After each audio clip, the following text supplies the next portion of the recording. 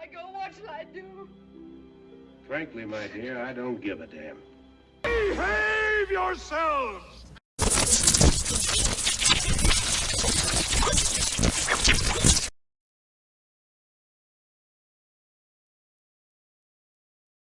Hello YouTubers out there, this is Jerry Saravia at the movies. So today we are talking about A Nightmare on Elm Street 4, The Dream Master. And this is the 35th anniversary. It was just a couple of weeks ago, as a matter of fact, of that sequel. There's very rarely some sequels that I really like, particularly in the horror genre, which is always up for speculation as to which ones really fit with what was originally envisioned, in particular the original film of a series and how it develops. And A Nightmare on Elm Street 4, I gotta say, is definitely one of the best horror sequels.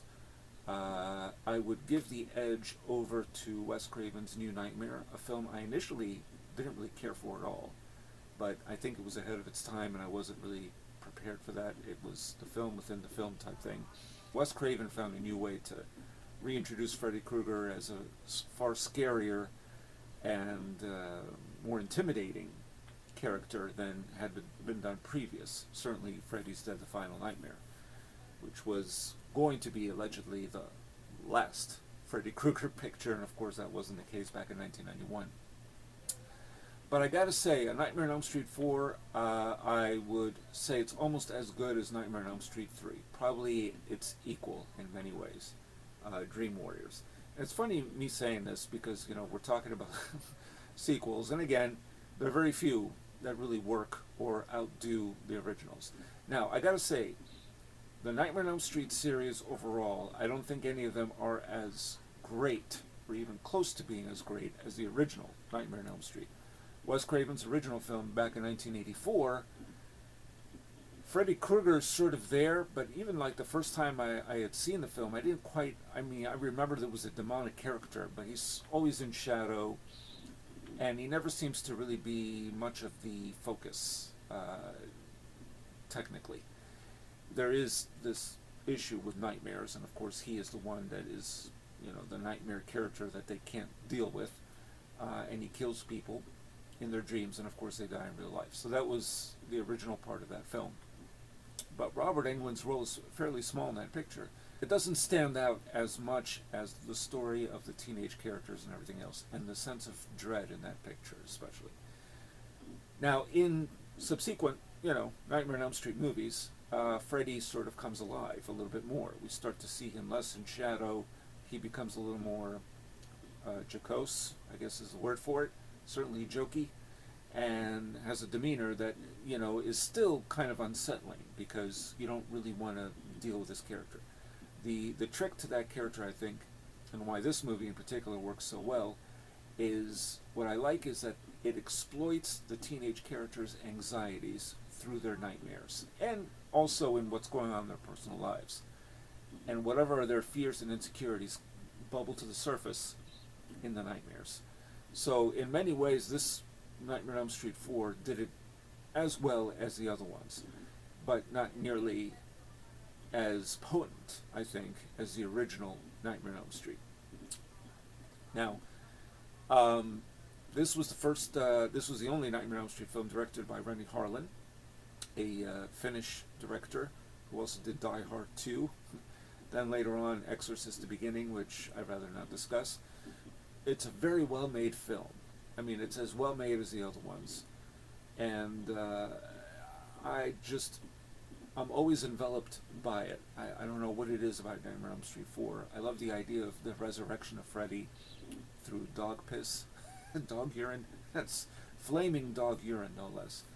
That was an original touch, for sure.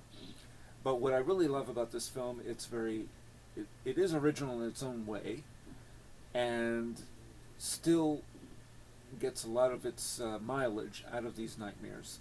The teenage characters are not boring, thank God. They're not antiseptic. They have some charisma. There's something to them. They're not boring. They are not anonymous. and they all stand out. In particular, Lisa Wilcox, who I did meet once back in Chiller Theater many years back, and she's as sweet and welcoming as she is in this movie. And she plays the part of Alice, who is the woman that has to deal with these. She has a special gift with dreams. She can sort of pull people into her dreams. And this, of course, Freddy recognizes this, and it's a new way for him to keep murdering teens, of course. But it's not all slash. Thankfully, it's not that. It's, again, it exploits their fears, their insecurities. So, like, for example, there's one girl, Brooke Thies, maybe, as Debbie. And she has this fear of cockroaches. She can't stand them. And so, of course, in her nightmare, because she likes to work out, she is struggling with her weights with Freddy, who then turns her into a cockroach. And she ends up in a roach motel. So that's what the film does. The asthmatic girl in class where Freddy appears. I mean, I thought it was terrific. Freddy Krueger is at the teacher's desk. He has the apple, slicing it a little, comes up to her, says, "You want to suck face?" And he sucks all the air out of her. It was really extraordinary. Between that and then Tuesday Night, who's replacing Patricia Arquette as Kristen Parker. And she has a nightmare where she's on the beach and you see Freddy's glove sort of traveling through the waters, and it looks like, Jaws.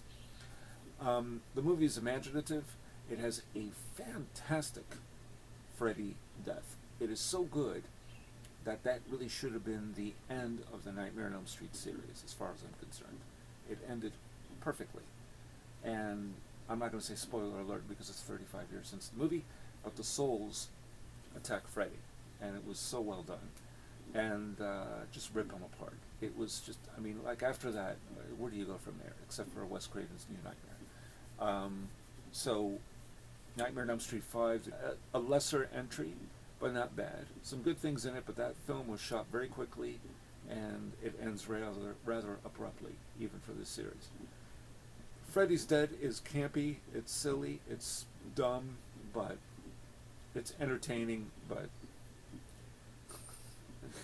any sense of the darker tone that was established in the earlier pictures is all gone. It may as well have been a parody by Mel Brooks, And I really liked Wes Craven's New Nightmare. I did like Freddy vs. Jason, but I gotta say, I think it's good that they ended. They're done with Robert Englund at the very least as Freddy Krueger. I think he came back on the Goldbergs sitcom a couple of years back, which I thought was kind of funny, and they actually brought it in a very inventive way. But Nightmare on Elm Street 4 stands tall as far as I'm concerned. It's a terrific movie. I've seen it many times. I've seen most of the Nightmares on several times. Nightmare on Elm Street 2 is the only one I'm not kind of iffy on that film. But overall, the series was pretty good. And the fourth one, it pretty much solidified Freddy Krueger as a horror icon. That had a $6.5 million budget, roughly, and it made close to $50 million at the box office. It's very impressive. That film, that's what did it. And there you go. So, for better or worse, we have Freddy Krueger as one of our horror icons. He is, he has a personality. He stands out from Jason Voorhees and all these other ones that Michael Myers, they're just completely inanimate as far as I'm concerned. Freddy Krueger is the king, and always will be for me. So, although I don't really particularly care for disposable slasher flicks, the Nightmare on Elm Street series, like I said, it is really the king of the crop, because the characters are not disposable. The human characters, the ones that have to suffer and be victims of Freddy Krueger. So, and it's imaginatively done. Each time they found new ways of bringing in new ideas, new kinds of nightmares, and some pretty good directors overall that worked on this series. So, yeah. I really enjoyed Nightmare 4. It was something I saw in theaters back then. I saw Nightmare on Elm Street 3 also in theaters at that time. And but the fourth one I have a special affection for. It really is quite good. So let me your thoughts. Tell me what you think. If you agree about Nightmare on Elm Street 4, The Dream Master being one of the better entries in the Nightmare on Elm Street series. Let me your thoughts. Or do you prefer some of the other ones much more so? Of course, like I said, the first film is still the masterpiece of the series. Let me your thoughts. If you like what you hear, please subscribe to my channel. And hit that bell notification if you have subscribed for new videos. And I'll be back soon for more stuff. All I gotta say for now, this is Jerry Saravia at the Movies, signing off.